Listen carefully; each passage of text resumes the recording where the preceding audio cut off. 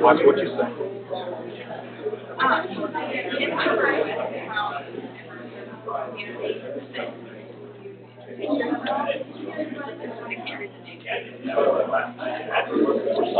Okay.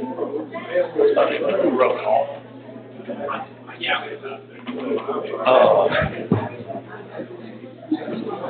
Where's Tracy? I don't know.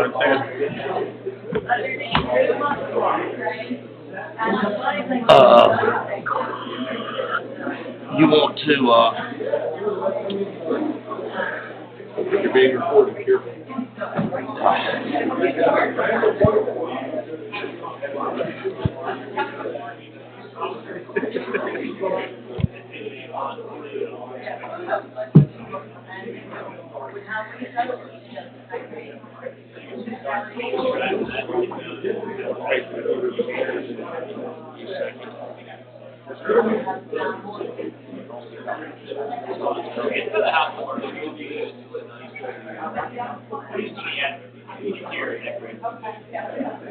Yeah, Jerry Watts will go to the conventions. There's some changes and some stuff. I don't think, I don't know which one he's gonna talk about. He'll talk.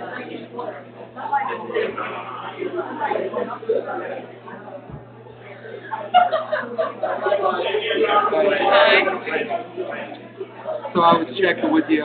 You can ignore my email that I sent. Okay. Am I in the right place? About this ordinance amendment that has to move off. I got one this morning. Yeah. Okay, yeah. And so this it doesn't have all of your, like, those were emailed to everyone with your report, your study report. This does have all the additional items that are to be voted on. Okay. So, the person said they might The want to go ordinances. through them line by line. So, yes, the ordinance with the, Okay. Good job.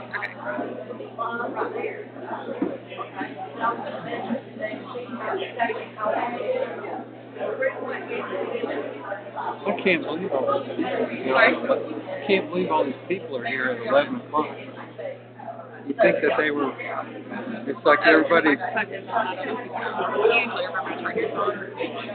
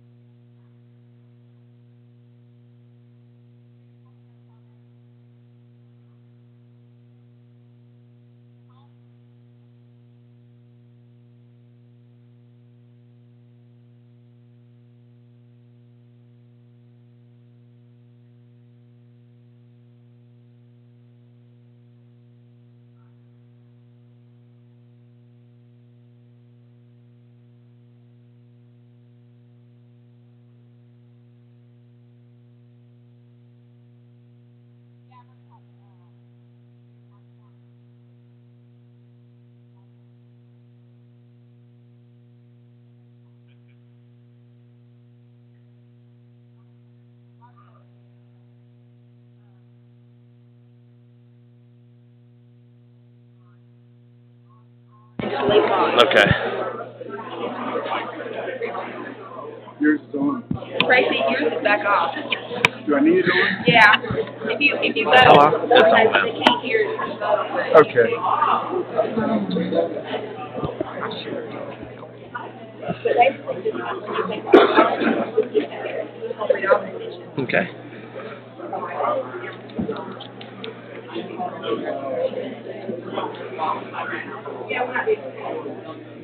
Yeah. Yeah, we're going to well, the comp plan.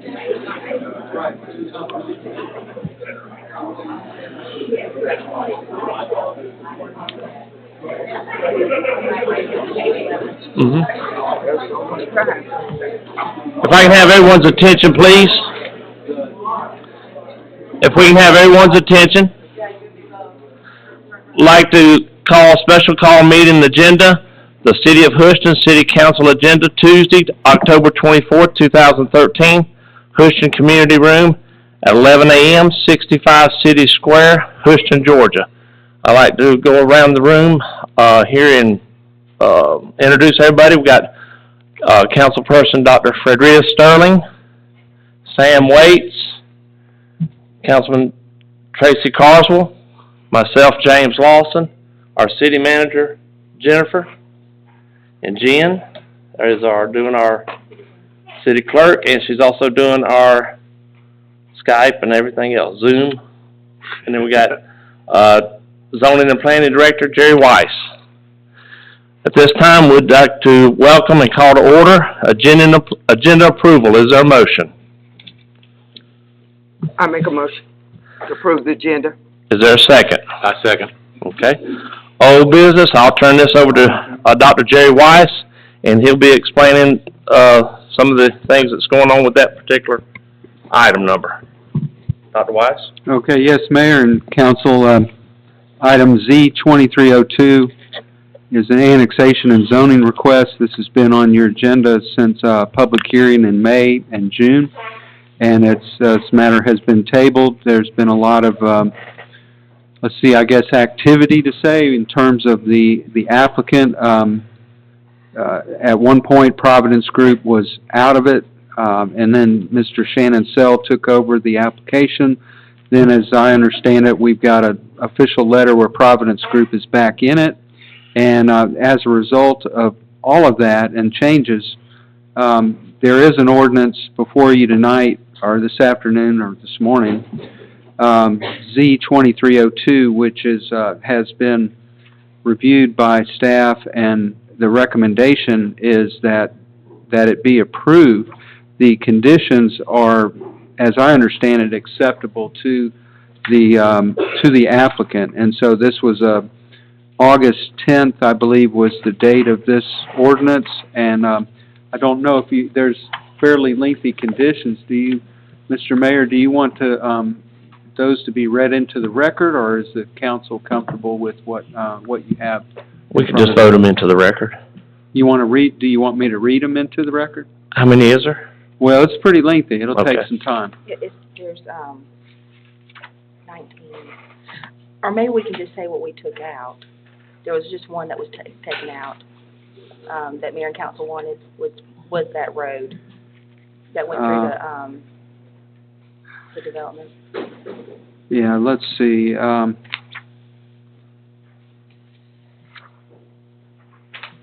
Well, I'm not really sure how to separate out any kind of specific comments on it that you might want to hear unless you have questions about it.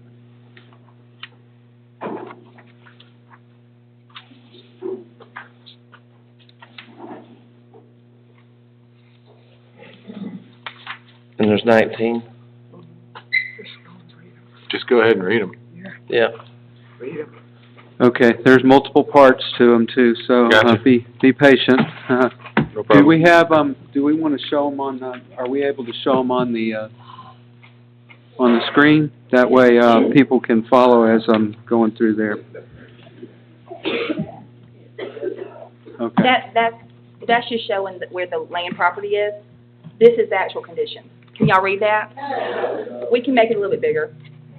Keep going a little bit more. Okay, how's that? Okay, well, I'll go ahead and, Yeah.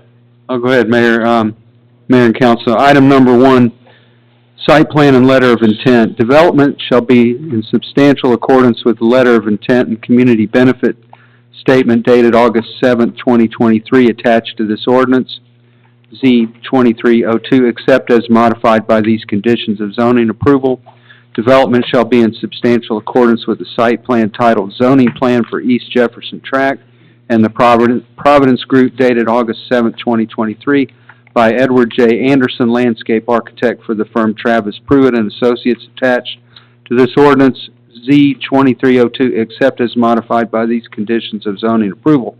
Provided, however, that modifications to the site plan may be proposed by the applicant and approved by the council as a part of preliminary plat approval, so long as they do not change a condition of zoning approval. Any notes on the zoning plan inconsistent with these conditions of approval shall not apply.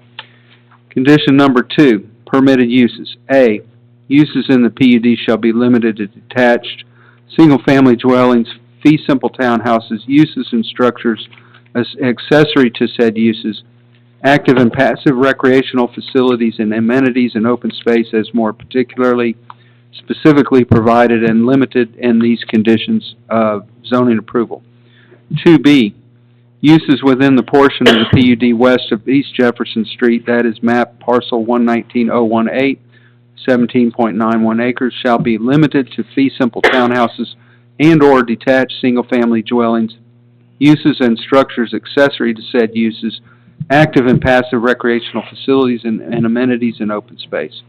2C, uses within that portion of the PUD east of East Jefferson Street that is part of map parcel 119019 and map parcel 013003A, approximately 84.62 acres and 7.24 acres, respectively.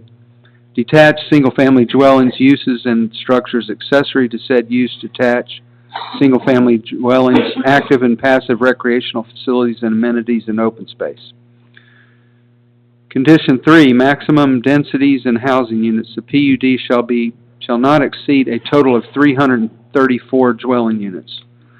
3B, that portion of PUD west of East Jefferson Street shall not exceed a maximum density of 5 dwelling units per acre measured on the basis of land area before any right-of-way dedication, i.e. 90 units, i.e. the maximum recommended by the medium-density residential future land use plan category of the Houston Comprehensive Plan.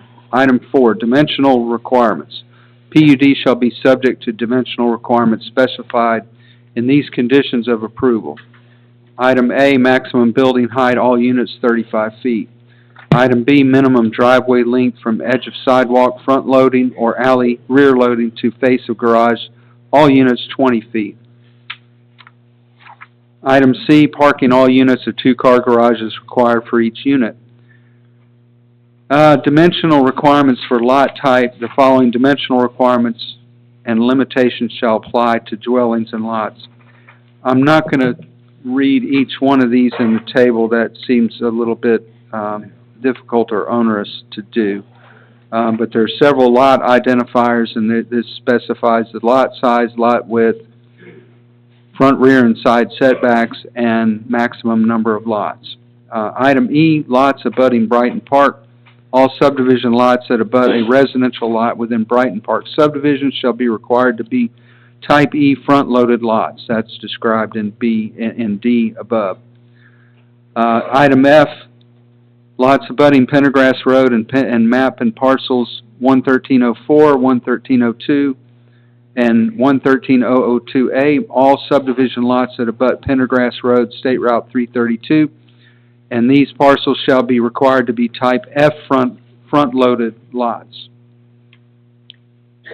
G, dimensional requirement not specified. Where the approved PUD application in these conditions fail to articulate a given regulation such as accessory building setbacks, maximum lot coverage, and the like, the project will be required to adhere to dimensional requirements of the MFR Multifamily Residential Zoning District and general provisions of the Houston zoning ordinance unless a variance is applied for and granted. Item H, special open space and buffer, abutting parcels 119019D and 119046.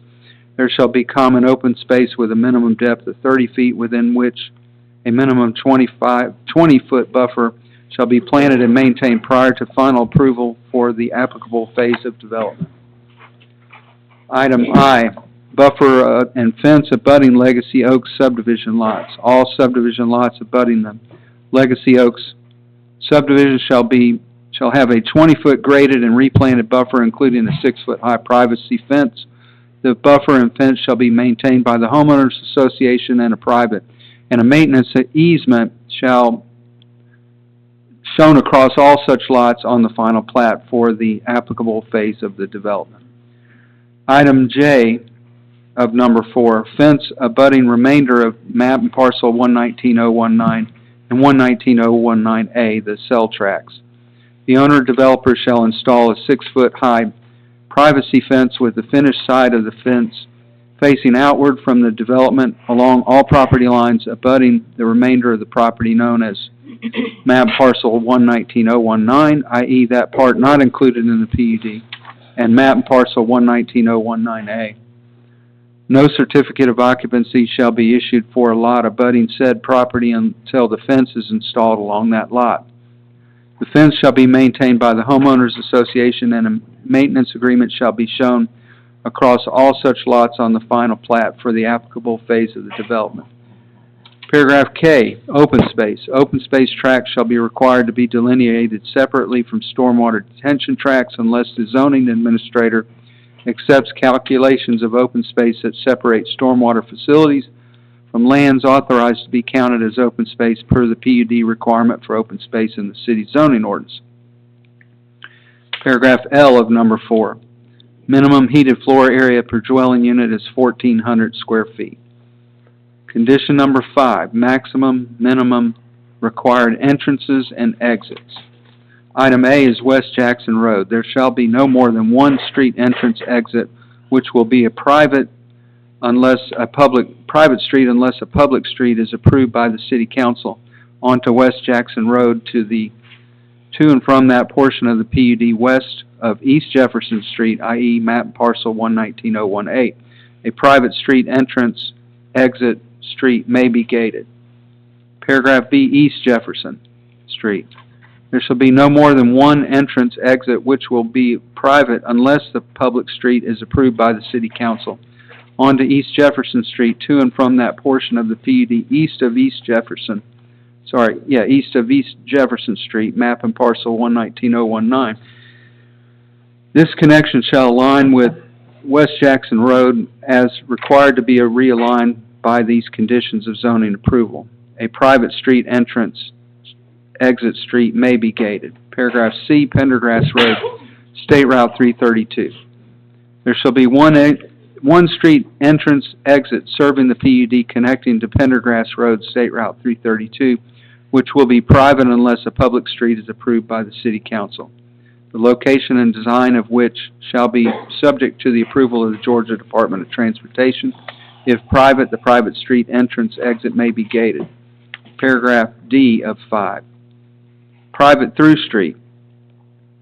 The PUD subdivision design shall be required to include a street or series of streets, private and gated unless otherwise approved by the City Council, that connects Pendergrass Road, State Route 332, and East Jefferson Street, which shall be constructed by the owner-developer as the PUD is developed phased. Paragraph E, no access easements and other limitations. No individual lot for any dwelling unit shall be allowed a driveway or direct vehicular access to West Jackson Road, East Jefferson Street, or Pendergrass Road, State Route 332. A 10-foot wide no-access easement and planting strip shall be required along the entire property frontage along all such routes and shall be shown on all final plats. This limitation shall not apply to any private streets within the PUD. Paragraph F.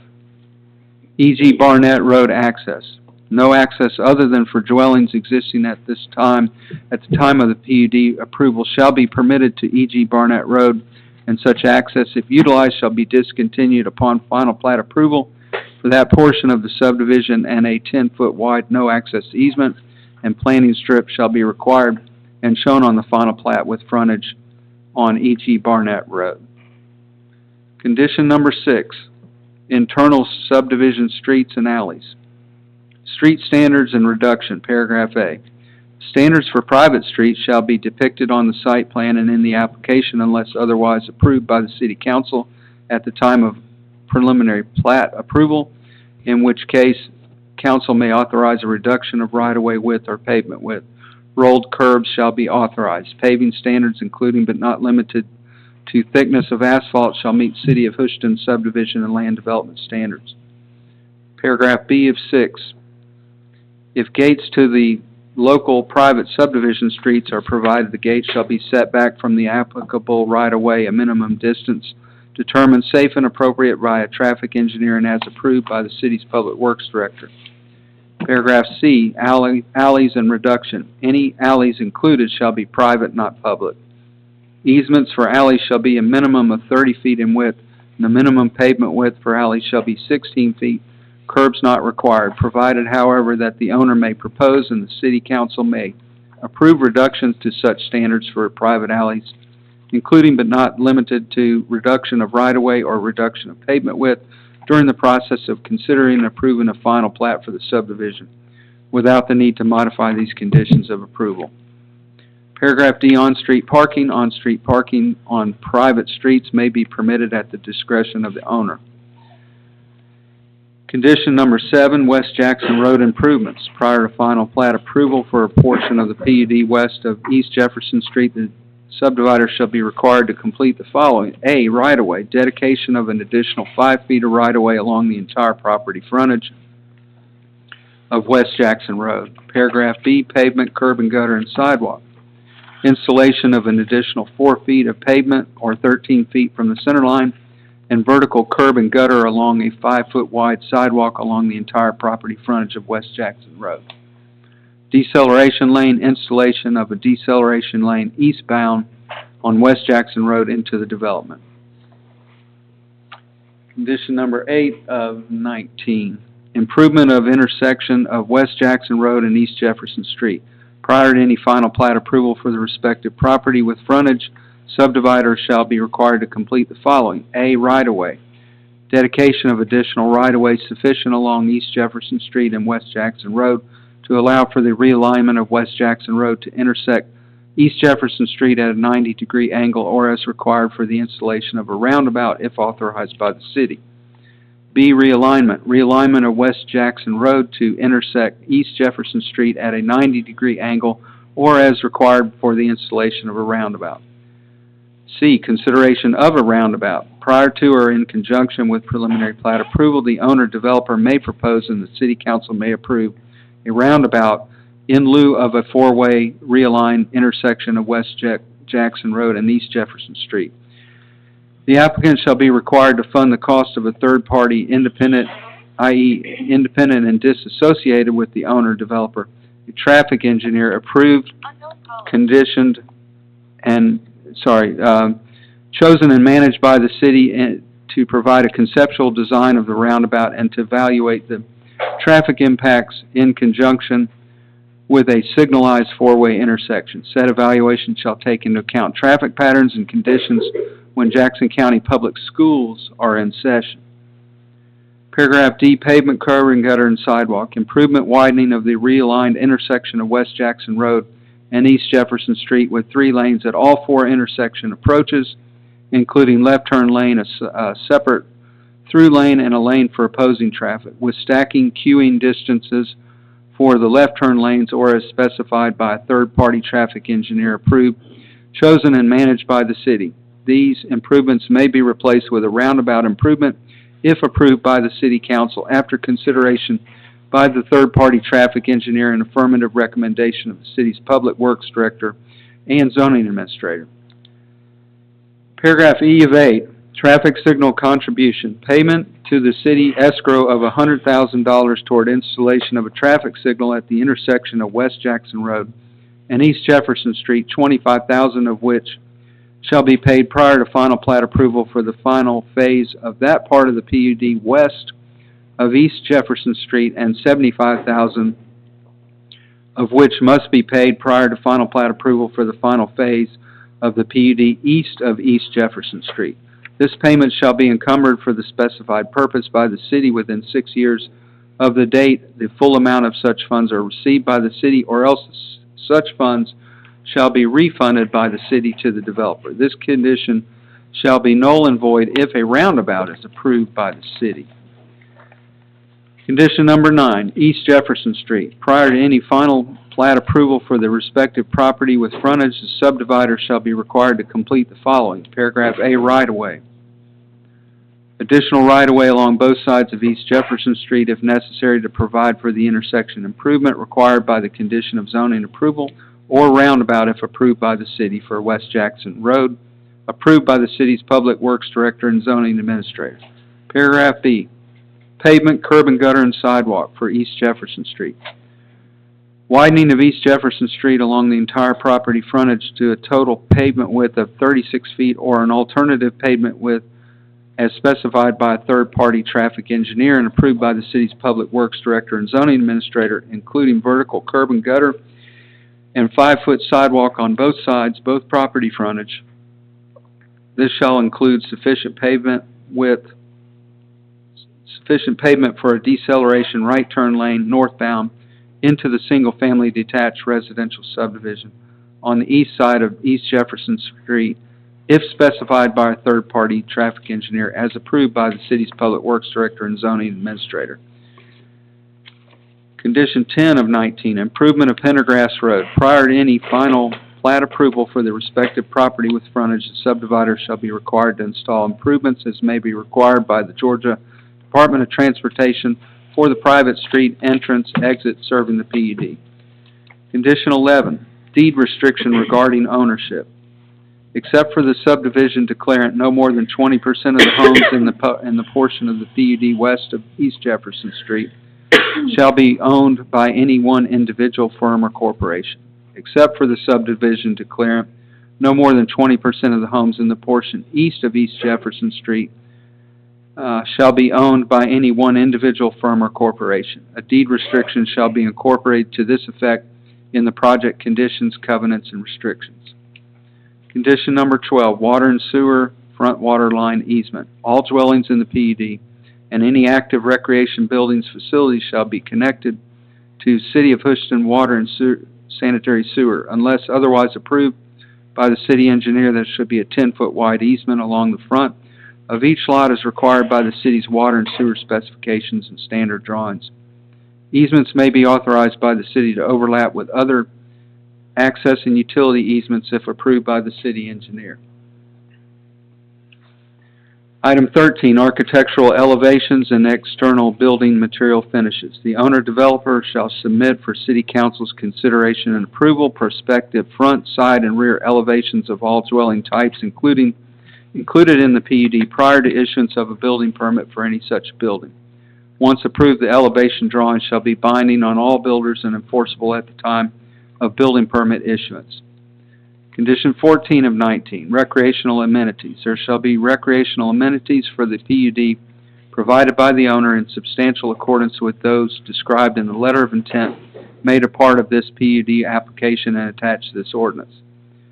Condition 15, no waiver of codes. Unless specified otherwise or in conflict with these conditions of approval, the PUD shall be governed by city ordinances in effect at the time of development as may be amended, including but not limited to applicable portions of the zoning ordinance, subdivision and land development ordinance, development impact fee ordinance, stream buffer ordinance, stormwater management ordinance, stormwater utility ordinance, flood damage prevention ordinance, sign ordinance, building and life safety codes, and adopted water and sewer specifications and standard drawings.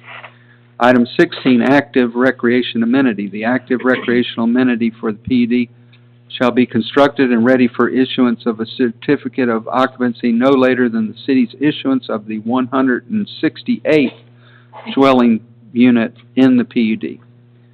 17 of 19, conditions. Sewage lift station. If a sewage lift station is required to serve the development, the following conditions will apply. A, there shall be no more than one lift station in the PUD.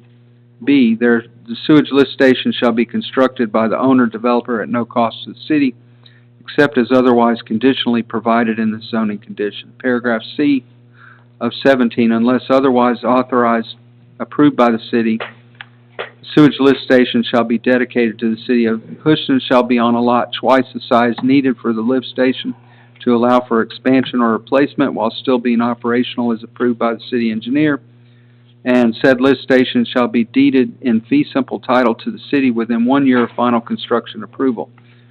Said lot shall have at least 30 feet of frontage on a public or private street unless such frontage is not feasible in the zoning administrator's opinion, in which case a 20-foot wide access easement shall be acceptable. Paragraph D of 17.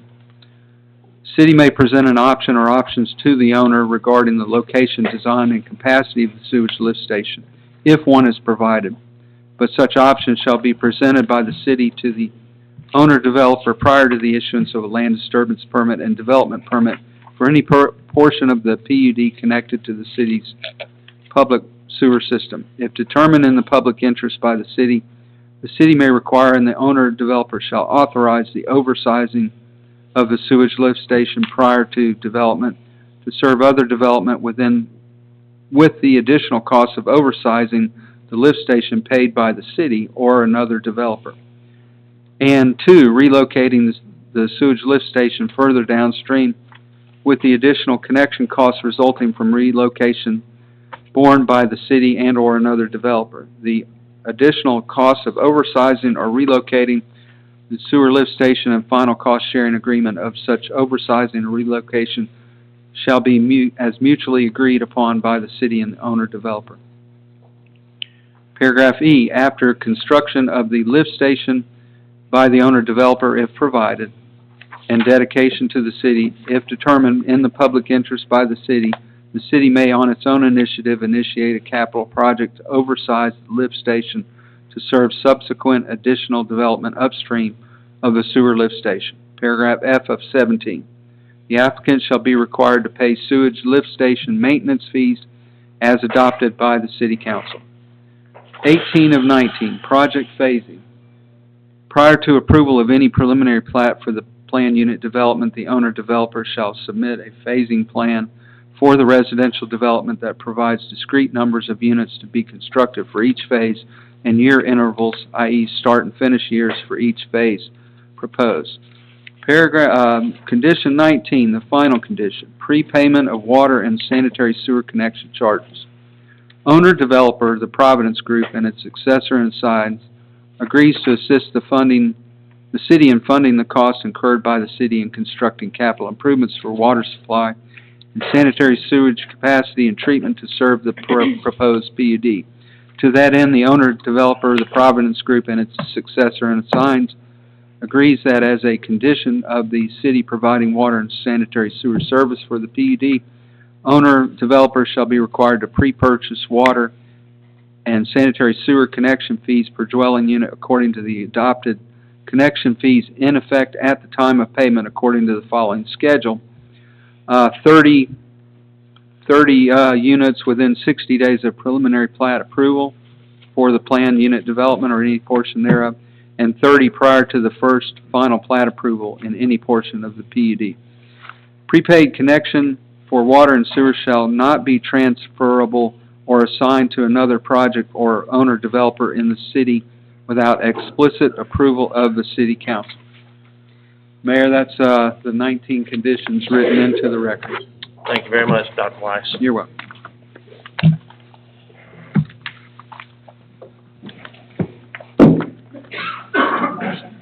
You guys please read the letters from the police chief and the West Jackson fire chief into the record? So that was all discussed during the public hearing portion. Everybody's had a due diligence time to look at both letters, even when it was way back with Kennelly's development coming in on 53. All that's been out to the public in plenty of time. We're here just to vote on the agenda and the particular items based in the agenda. Thank you. At this time, I will turn to the council for motion, a vote and a motion. Is there a motion from the City Council? To approve all 19 conditions. to approve all 19 conditions that Dr. Weiss just read. I motion to approve with conditions. Is there a second?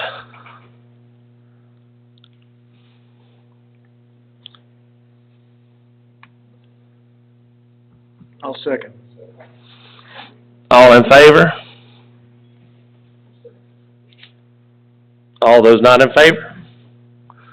Okay.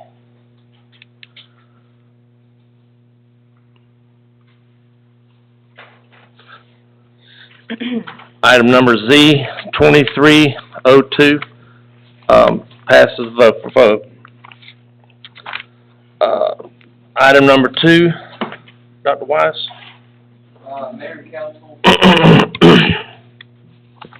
Mayor and council, this is the application Z2306 by GP Enterprises on State Route 53 and Nancy Industrial Drive, and at the end of Amy Industrial Lane from M1 to PUD. This matter has already had a public hearing. It was a development of regional impact. It's been continued from the October 16th meeting. Now, I think what I need to point out to you on this is that the ordinance before you, let me make sure of this, maybe Jennifer, you can help clarify. The this ordinance was, is this the version that was proposed by the applicant or from, okay. Okay, so the conditions in here are those that were recommended by the applicant in response to conditions of approval that were initially recommended, if approved, by the planning staff. And so if you want me to, I'll read these into the record as well. Yes, please do.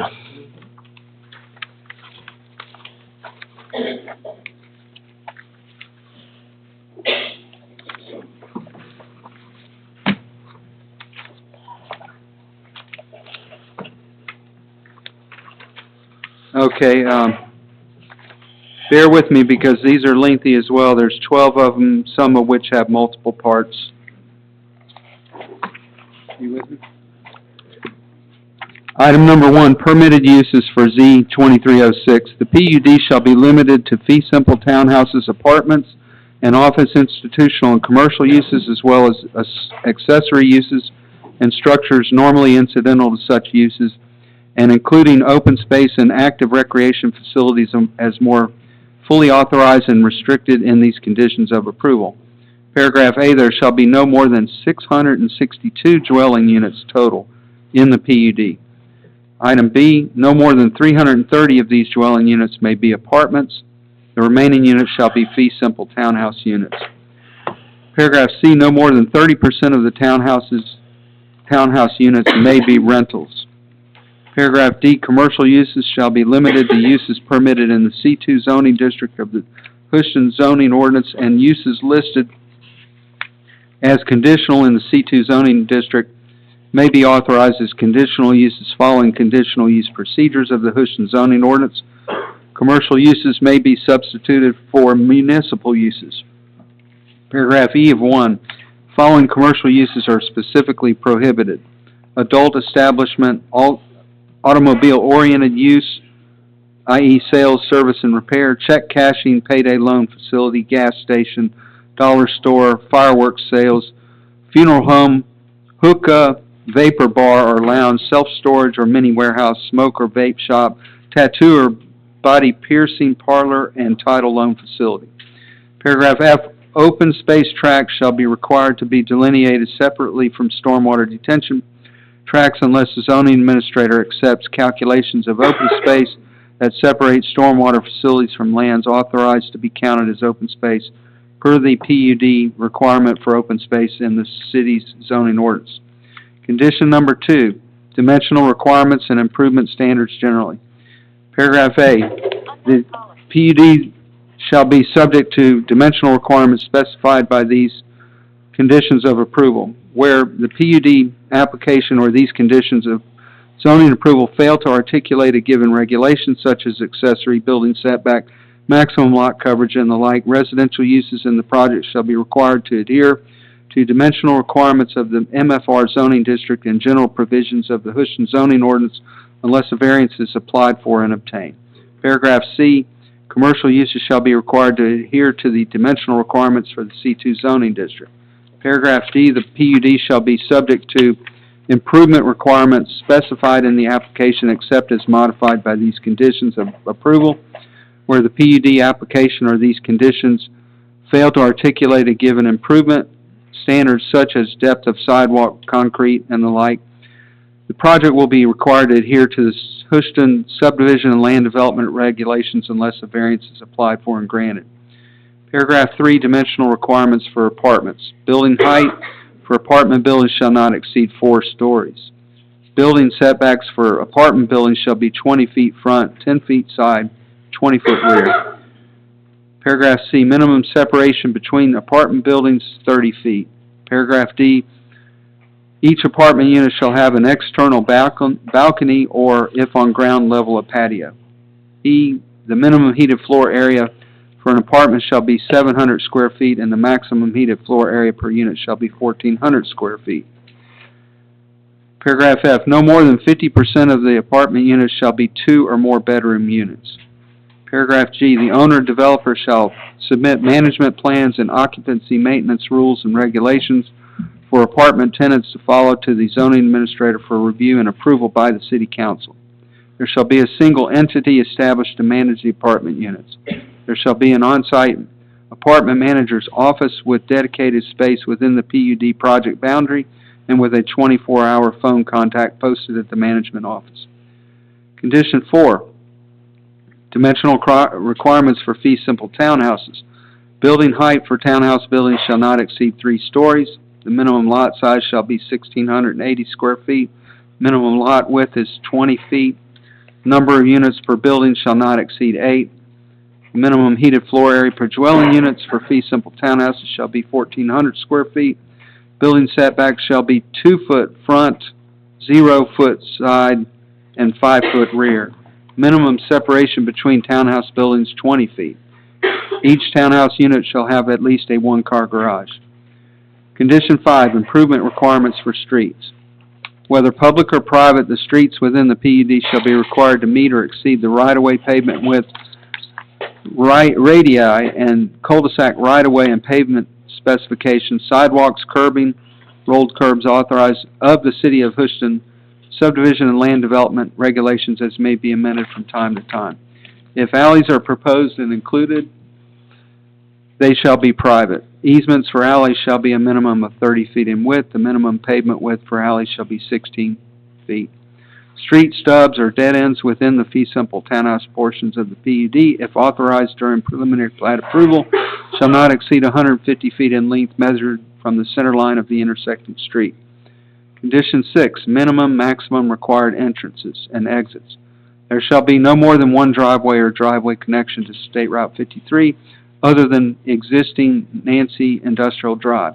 The location of such new curb cut street connection is subject to the approval of the Georgia Department of Transportation. The road network within the PUD shall be required to connect to Amy Industrial Lane. C, the road network shall be configured in a way that provides vehicular access to the city's wastewater treatment facility in more or less the same existing access location. The owner-developer shall be required to maintain access throughout the construction process. Condition 7, road improvements. The owner-developer shall install road improvements along State Route 53 at intersections number 3 and 5 in front of the development as recommended in the traffic study submitted as part of the development of regional impact application dated June 13, 2022, as approved by the Georgia Department of Transportation and the zoning administrator. Condition 8, architectural elevations and external building materials finishes. The owner-developer shall submit for City Council's consideration and approval prospective front, side, and rear elevations of such townhouse buildings, apartment buildings, and commercial buildings prior to issuance of a building permit for any such building. Once approved, the elevation drawings shall be binding on all builders and enforceable at the time of building permit issuance. Condition number 9, recreational amenities. There shall be recreational amenities for the PUD provided by the owner-developer to include at minimum a swimming pool with surface area commensurate with the number of units served, a bathroom, and 4 pickleball courts. Condition 10, residential development phasing and sewer capacity. Prior to approval of any preliminary plat for the subdivision for fee simple townhouse units, and prior to issuance of a development permit for apartment units, the owner-developer shall submit a phasing plan for the residential development components that provides discrete numbers of units to be constructed for each phase and year intervals, i.e. start and finish years for each phase proposed. B, in order to have the capital funds needed to construct wastewater treatment plant capacity to serve the subject PUD, the city may, prior to and as a condition of land development permit approval, require the owner-developer to pay in advance of building permit for 331 sanitary sewer connection fees during each specified phase. Furthermore, the developer shall contribute an additional $1.5 million toward sewer upgrades for the PUD within 12 months of development permit approval. Fees for all sewer taps associated with this PUD will be capped at rates existing at the time of this rezoning. The owner-developer shall acknowledge as part of these conditions of approval that the PUD project is not vested with rights to connect to sewer until the connection fees are paid. No sewer capacity will be available until the 2.0 million gallon per day facility is online and operating or otherwise becomes available. Condition 11, sewer system lift station requirements. The PUD shall be designed so that if gravity sewer cannot be accomplished, there is no more than one sanitary sewer lift station to serve the entire development.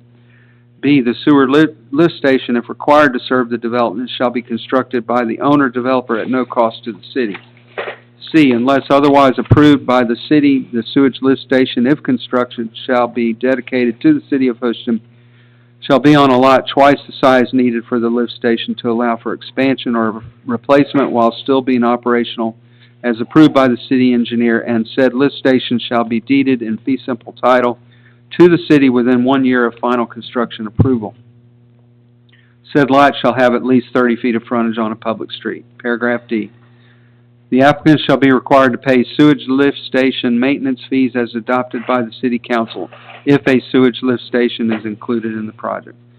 And finally, 12 of 12 condition, no waiver of code.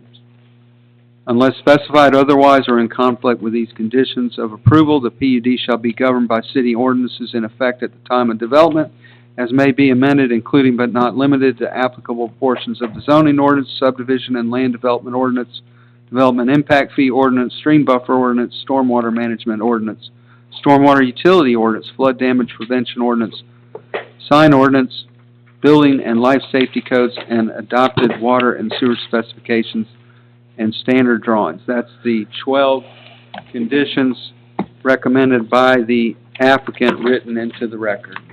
Mr. Mayor. Thank you, Dr. Weiss. You're welcome.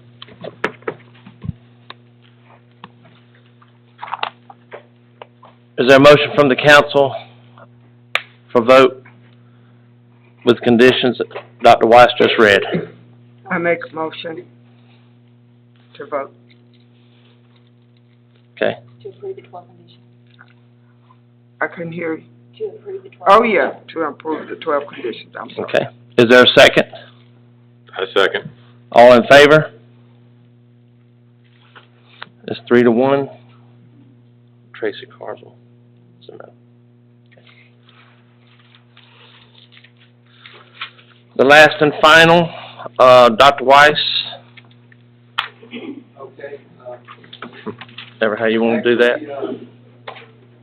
The next items are all related. Sorry.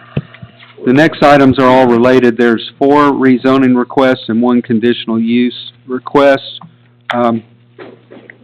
We can read these into the record, I guess one at a time, or do you want to take them individually? I think we should take them individually. Let's do that. Okay. So let's start with ordinance number Z 2308. These are not quite as lengthy as the other ones, so they Right. should go a little bit, at least a little bit faster. Condition of approval for ordinance Z2308. And by the way, Mayor and Council, this was, there were some iterations of conditions that went through, planning staff as well as, city attorney, and, these were being worked on as late as, yesterday afternoon, and we secured through the city attorney the approval of the applicant and agreement with planning staff and city attorney, these versions of the conditions. So, for ordinance Z2308, item number 1, prohibited uses. The following uses otherwise permitted in the C2 zoning district shall be prohibited on the subject property: farmer's market, funeral home, mortuary or mausoleum, kennel, lawn and garden store, laundry, laundromat, lodging service of any type, payday loan establishment, tattoo studio, and lumber yard. Condition number 2 of 5, principal access. Subject property shall have access, not necessarily exclusively, from a private driveway, private street, or public street that meets the following. A, interparcel access is required. All parcels which are the subject of the zoning action must connect to Town Center Parkway as shown on the site plan on file with the city for Z2308. B, is constructed to a local commercial street standard that meets city standards for pavement composition and pavement width. C, is constructed concurrent with development of the subject property and completed prior to the issuance of a certificate of occupancy for a building on any property approved by the City Council per case numbers Z2308, Z2309, Z2310, Z2311, and CU2301. D, if determined by the city that this principal access should be a public street, whether or not made a part of an official corridor map in the comprehensive plan, the owner-developer shall dedicate a 50-foot wide right-of-way at no cost to the city for said public street, provided, however, that if an existing access easement off-site is dedicated to the city as a right-of-way or can be otherwise legally utilized and is approved by the city for a public street right-of-way, the owner-developer shall not be required to dedicate the full width of the right-of-way. The street shall be constructed to meet city standards for public streets. Condition 3 of 5. Access to 53, State Route. Vehicular access to State Route 53 from the subject property shall be limited to that authorized by the Georgia Department of Transportation. The owner shall be required to install road improvements as may be required by Georgia DOT. Except for traffic at the signalized intersection, access shall be limited to right-in, right-out travel only. Condition 4, multi-use path along State Route 53. The owner-developer shall construct at no cost to the city an 8-foot wide multi-use path along the subject property frontage along State Route 53 if approved by Georgia DOT. The multi-use path may be constructed in phases on a per-parcel basis. The path must be completed on a particular parcel as such parcels may be reconfigured to match the site plan for Z2308 prior to issuance of a certificate of occupancy for each respective parcel, but the failure to complete the pathway on an adjacent parcel shall not prevent the subject parcel from getting a certificate of occupancy.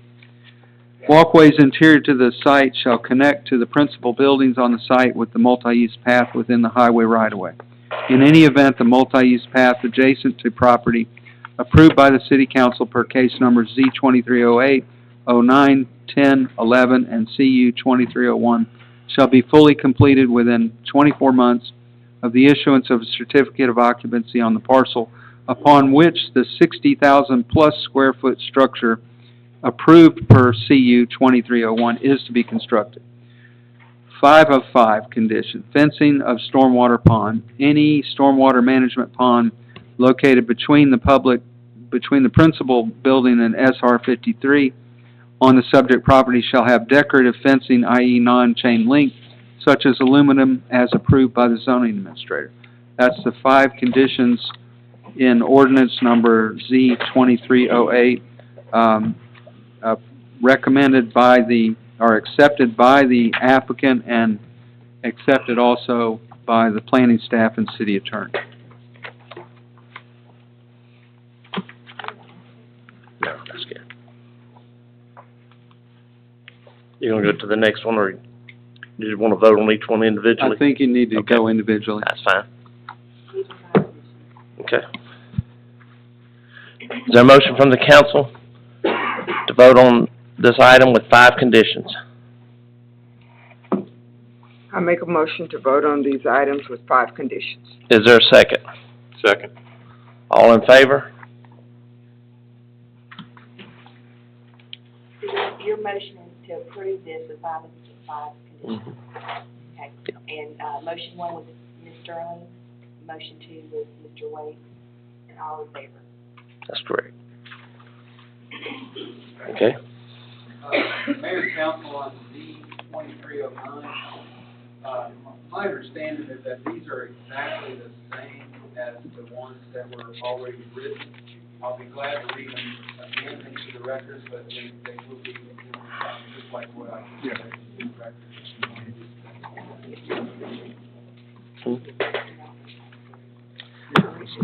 No, it's not necessary to read again, Chair.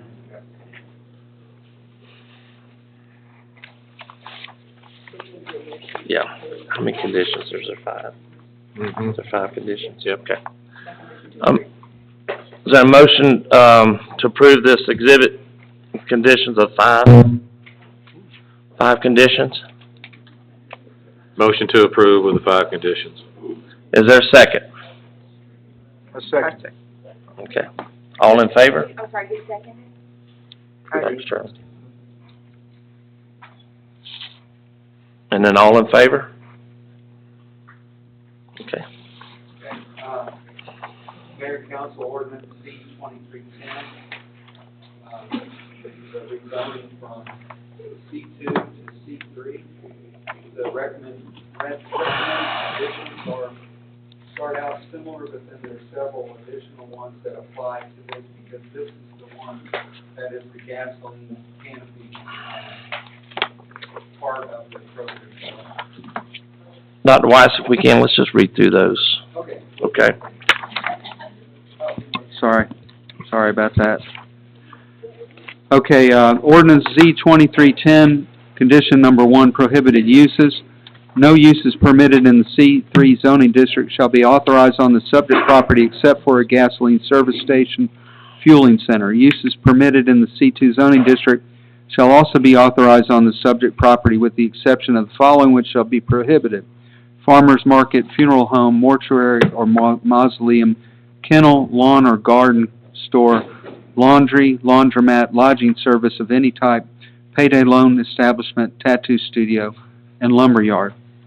Condition 2, principal access. Subject property shall have access, not necessarily exclusively, from a private driveway, private street, or public street that meets the following: interparcel access required.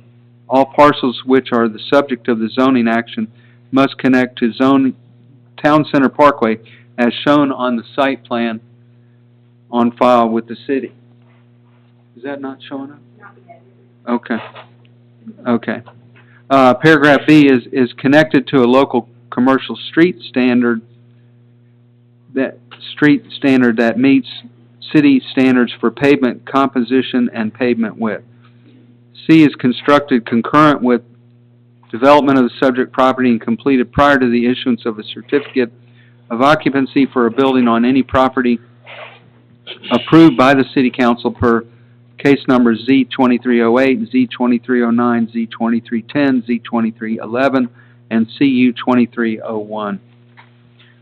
Paragraph D of 2, if determined by the city that this principal access should be a public street, whether or not made a part of the official corridor map in the comprehensive plan, owner-developer shall dedicate 50 feet wide right-of-way at no cost to the city for said public street, provided, however, that if an existing access easement off-site is dedicated to the city as a right-of-way or can be otherwise legally utilized and is approved by the city for said public street right-of-way, the owner-developer shall be required to dedicate the full width of the right-of-way. The street shall be constructed to meet city standards for public streets. 3 of 11. Access to State Route 53. Vehicular access to State Route 53 from the subject property shall be limited to that authorized by Georgia DOT. The The owner shall be required to install road improvements as may be required by Georgia DOT. Except for traffic at the signalized intersection, access shall be limited to right-in, right-out travel only. Condition 4, multi-use path along State Route 53. The owner-developer shall construct at no cost to the city an 8-foot wide multi-use path along the subject property frontage along State Route 53, if approved by Georgia DOT. The multi-use path may be constructed in phases on a per-parcel basis. The path may be completed on a particular parcel as such parcels may be reconfigured to match the site plan for Z2310 prior to issuance of a certificate of occupancy for each respective parcel, but the failure to complete the pathway on an adjacent parcel shall not prevent the subject parcel from getting a certificate of occupancy. Walkways interior to the site shall connect to principal buildings on the site with the multi-use path within the highway right-of-way. In any event, the multi-use path adjacent to property approved by the City Council per case numbers Z2308, 09, 10, 11, and CU 2301 shall be fully completed within 24 months of the issuance of certificate of occupancy on the parcel upon which the 60,000 plus square foot structure approved per CU 2301 is to be constructed. Condition 5 of 11, gasoline canopy orientation. The orientation of the gas pump canopy shall be in substantial accordance with the site plan submitted as part of case Z2310. The short side of the gasoline canopy shall be more or less parallel to the State Route 53 frontage. 6, lighting. Gasoline canopy underlighting shall be required to be recessed into the canopy. Paragraph 7, a densely planted landscape strip at least 25 feet in width shall be required to be installed along the State Route 53 frontage in front of the gasoline canopy and its approaches, which may permit view corridors as approved by the zoning administrator. Gasoline canopy supports, item number 8, condition. Gasoline canopy support shall be required to be faced or finished with brick veneer or stone veneer. Condition 9, gasoline canopy signage. Signage on the gas canopy facing State Route 53 shall not exceed 20% of the canopy face. Condition 10, ground signs. Any ground sign for the subject property shall be a monument-style sign with a minimum 18 inches of brick or stacked stone base. Finally, in number 11, fencing of stormwater pond. Any stormwater management pond located between the fuel pump island canopy and State Route 53 on the subject property shall have decorative fencing, i.e. non-chain link, such as aluminum, as may be approved by the zoning administrator. Those are the 11 conditions that are in ordinance Z2310, should you approve them. Thank you, Jerry. You're welcome. Is there a motion from the City Council for Exhibit B, conditions and zoning for 11? Motion to approve with the 11 conditions. Is there a second? I second. All in favor? Okay. Okay, Mayor and Council, ordinance Z2311 is a rezoning from M1 light industrial to C2 general commercial highway oriented district. It's recommended with 3 conditions. The first one, prohibited uses. The following uses otherwise permitted in the C2 zoning district shall be prohibited on the subject property: farmer's market, funeral home, mortuary or mausoleum, kennel, lawn and garden store, laundry, laundromat, lodging service of any type, payday loan establishment, tattoo studio, and lumberyard. Paragraph 2, principal access, has 4 parts. Subject property shall have access not necessarily exclusively from a private driveway, private street, or public street that meets the following. A, interparcel access is required. All parcels which are the subject of zoning action must connect to Town Center Parkway as shown on the site plan on file with the city for Z2311. B is constructed to a local commercial street standard that meets city standards for pavement composition and pavement width.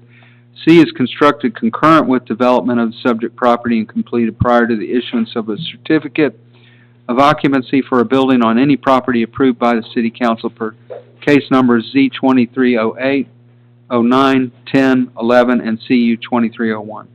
Paragraph D is, if determined by the city that this principal access should be a public street, whether or not made a part of the official corridor map in the comprehensive plan, the owner shall dedicate a 50-foot wide right-of-way at no cost to the city for such public street, provided, however, that if any existing access easement off-site is dedicated to the city as a right-of-way or can be otherwise legally utilized and is approved by the city for said public street right-of-way, the owner developer shall not be required to dedicate the full width of the right-of-way. The street shall be constructed to meet city standards for public streets. 3 of 3, condition. Building setback and screening. There shall be a minimum building setback of 40 feet. There shall also be a 30-foot wide natural buffer replanted to screening standards where sparsely vegetated, abutting MFR zoning. If required by the zoning administrator, the applicant shall install a 6-foot tall privacy fence along the rear of the subject property along the portion of the property abutting MFR zoning. Those are the 3 conditions recommended for Ordinance Z 2311. Very good. Is there a motion from the city council with the 3 conditions? Make a motion to approve. Is there a second Second. with the 3 conditions? Yes. Okay. All in favor? Okay. Okay, Mayor and Council, this last item on your agenda is a conditional use request, also associated with the previous 4 rezoning requests. This item was needed in order to construct a building that exceeds 60,000 square feet in building area.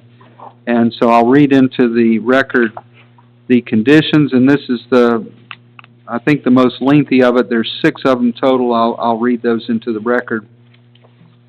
Item number 1, access improvements to State Route 53. Vehicular access to State Route 53 from the subject property shall be provided as follows. A, the subject property shall be provided with a signalized driveway, private street, or public street that connects to State Route 53 and aligns with Peachtree Road as limited and authorized by Georgia DOT as provided for the site plan for CU 2301. Other driveways or access points to and from the subject properties on State Route 53 shall be as may be approved by the Georgia Department of Transportation.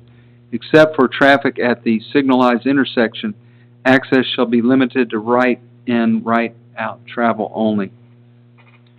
Paragraph B, the owner-developer shall at no cost to the city construct the driveway, private street, or public street on the subject property to and from the north side of the intersection of Peachtree Road and State Route 53 with 2 inbound lanes and 2 outbound lanes within the applicant's subject property and adjacent right-of-way as approved by Georgia DOT and the city. Paragraph C. Okay, that one's not showing up, the addition. Yeah. The public won't see the second sentence, but let me go ahead and just read it in full. I don't know if can you switch it over to, Mine's in blue. can you switch it to, markup version under review?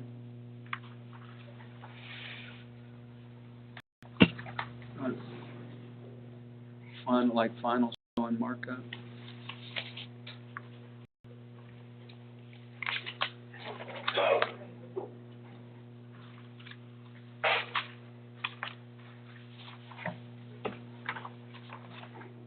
Okay. Well, in any event, I'll go ahead and read it. So we're on paragraph 3. The owner-developer shall be required to install road improvements as may be required by Georgia DOT along State Route 53 at the proposed intersection, which are expected to include a southbound left turn lane from State Route 53 into the proposed development and a northbound right turn lane into the proposed development at the intersection of State Route 53 and Peachtree Road. Additional right-of-way within the subject property shall be dedicated to the Georgia Department of Transportation if required for road improvements. And then here's the sentence that was added, that's not showing in the on the screen there. In the event that Georgia DOT requires road improvements that would include right-of-way outside of the subject property, the city agrees to work in good faith with the owner-developer to attempt to convince Georgia DOT to only require right-of-way within the subject property.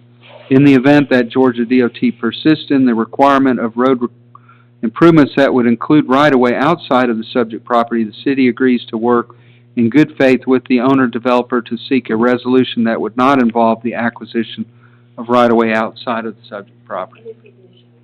It is showing now? It is on there now. Okay, good job, Jen. Okay, paragraph D, the owner-developer shall design, permit, and construct the traffic signalization at the intersection of State Route 53 and Peachtree Road concurrently with the development of the subject property. The city will provide all approvals, consents, and other non-monetary support needed to install traffic signalization at said intersection. Traffic signal is subject to the approval of the Georgia Department of Transportation and is subject to a signal warrant analysis justifying the need for the traffic signal. If the traffic signal is not warranted at the time of issuance of a certificate of occupancy for the grocery store approved per CU 2301, or if the traffic signal is otherwise not operational by said date, the owner-developer shall contribute $150,000 to the city for traffic signalization of the intersection of State Route 53 and Peachtree Road. Said $150,000 will be released to the owner-developer upon completion of the traffic signalization by the owner-developer. If the owner-developer fails to complete the traffic signalization, the $150,000 shall be held by the city until the traffic signal is warranted and spent when warranted for the traffic signal. Paragraph E, if determined by the city that the principal access from State Route 53 at the end of Peachtree Road should be a public street, whether or not made a part of the official corridor map in the comprehensive plan, the owner-developer shall dedicate 80-foot wide right-of-way at no cost to the city at the intersection of State Route 53 and Peachtree Road extended, parentheses, sufficient depth from State Route 53 to install the intersection improvements described in this condition, as shown on the site plan for CU 2301. Paragraph 2, secondary access to subject property shall have access from a private driveway, public street, or private street that meets the following. Interparcel access, all parcels which are the subject of the zoning action must connect to Town Center Parkway as shown on the site plan on file with the city for CU 2301. B is constructed to a local commercial street standard that meets city standards for pavement composition and pavement width. C is constructed concurrent with development of the subject property and completed prior to the issuance of a certificate of occupancy for a building on any property approved by the City Council per case numbers Z2308, 9, 10, 11, and CU 2301.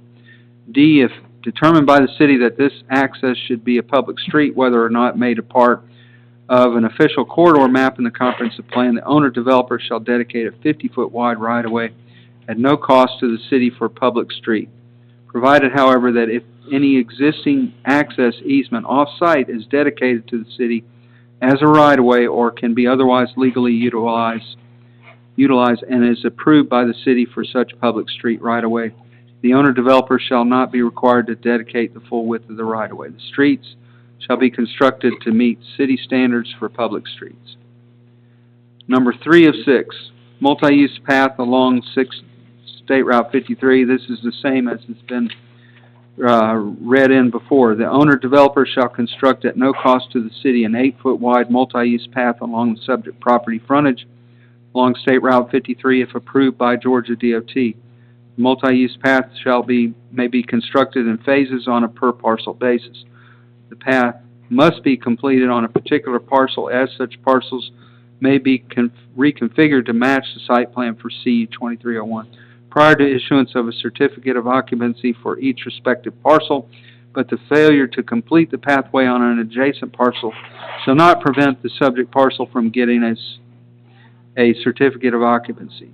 Walkways interior to the site shall connect to principal buildings on site with the multi-use path within the highway right-of-way. In any event, the multi-use path adjacent to the property approved by the City Council per case numbers Z2308, 9, 10, 11, and CU 2301 shall be fully completed within 24 months of the issuance of a certificate of occupancy on the parcel upon which the 60,000-plus square foot structure approved per CU 2301 is to be constructed. 4 of 6, building setback and screening. There shall be a minimum building setback of 40 feet. There shall be also a 30-foot wide natural buffer replanted to screening standards where sparsely vegetated abutting MFR zoning. If required by the zoning administrator, the applicant shall install a 6-foot high privacy fence along the rear of the subject property, along the portion of the property abutting MFR zoning. 5 of 6, fencing of stormwater pond. Any stormwater management pond located between the principal building and SR 53 on the subject property shall have decorative fencing, non-chain link such as aluminum as approved by the zoning administrator. Number 6, and finally, electric vehicle charging station encouraged. The owner-developer is encouraged but not required to provide a minimum of 2 electric vehicle charging stations for electric vehicles within the parking lot. Those are the 6 recommended conditions for ordinance CU 2301. Mr. Mayor. Thank you, Dr. Weiss. At this time, we'd like to introduce another condition to that ordinance. And at this time, we had reached out to Kroger to talk about some cameras being positioned on the signals once they are installed at the intersection of Peachtree Road and 53. Chief Hill's going to come forward and talk a little bit about these particular type cameras that will help him in his duties of every day. I don't think I need a mic, and I think everybody knows who I am, but I have asked that if we put in this development that we put flock cameras. These are federally operated cameras that are tag readers. They don't issue citations. What they do is they aid in law enforcement. If there's any stolen vehicles come in, if we have any type of incidents within the establishment or on Highway 53, it gives us every car that comes in and out, takes a picture of the tag, and gives us the timestamp when they came in and out. We'll also tell us if there's any wanted people for murder, kidnapping, anything like that coming into the city and into that establishment. After those cameras get put in for Thank you. Thank you, Brad, for doing that. Is there? Let me just clarify. Okay. Although Kroger they have given us permission to put it on the red light, when we get the flock camera, it would be the city, it would be under the city's name, not under Kroger. It'll only be accessed by the police department. They are offering to help offset that cost. So, Chief, tell them how much it's going to cost. So the initial installation of the camera is $650, and you pay that up front, as well as the yearly fee is $3,000. So the first year is $3,650 per camera, and then you pay a $3,000 subscription fee every year. So they would provide that money, but the cameras will be under the City of Houston Police Department today. Chief, can I ask you a question? Yes. Will this camera provide you coverage of the parking lot in case something happens in the parking lot, somebody's assaulted? No, these are just in and out cameras that will give the tag number of vehicles coming in. Yeah, because the parking lot is considered private property Private. to Kroger. They're provided by Kroger. Yeah, they'll have their own camera footage on that. Okay, go ahead. Brad, thank you very much.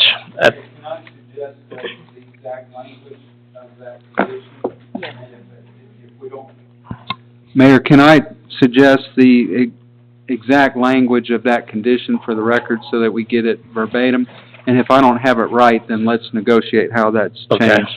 And hopefully I got it right, but condition number 7 might read, the owner/developer shall be required at no cost to the city to provide 1 or more flock cameras as approved by the police chief.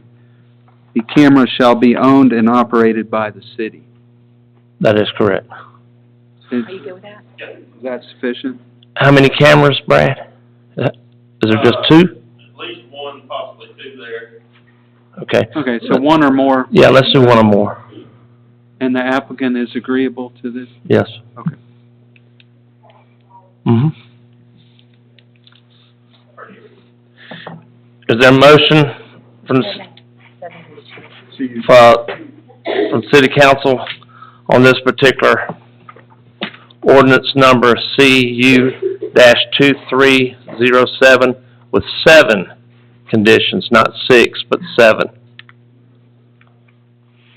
I make a motion to accept, this ordinance with 7 conditions. Is there a second? I'll second. All in favor? Very good.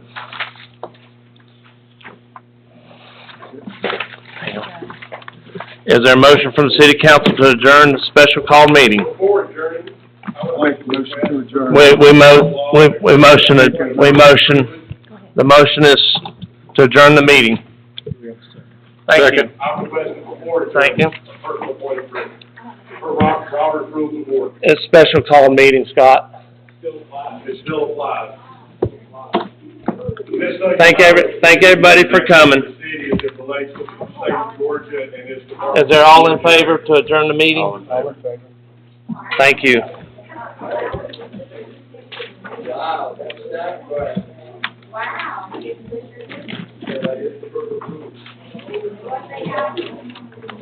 A $900,000 point there. Yeah.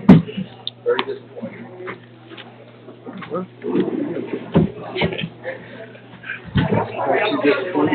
What now?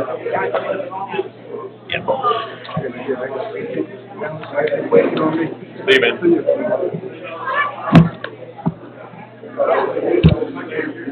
Sam? Yes, sir. I'm never gonna make everybody happy.